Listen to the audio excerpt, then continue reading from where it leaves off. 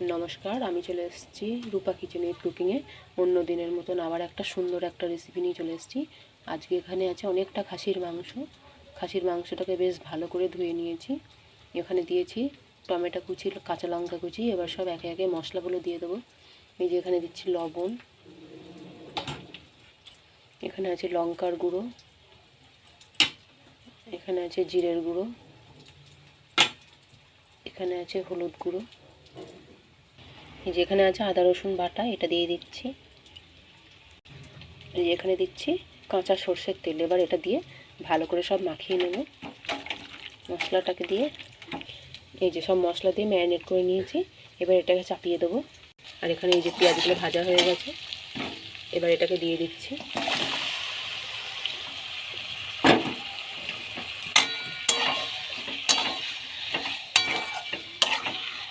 এই যে মশলা দিয়ে জলটা দিয়ে দিলাম।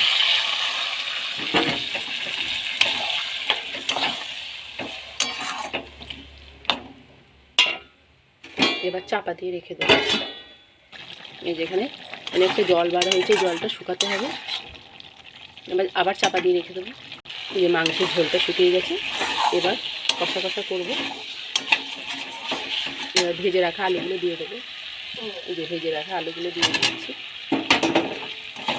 এবার আর বেশিক্ষণ, আবার কিছুক্ষণ কষে নিতে হবে। আলু মাংস কষানো হয়ে গেছে, জল দিয়ে দেবো।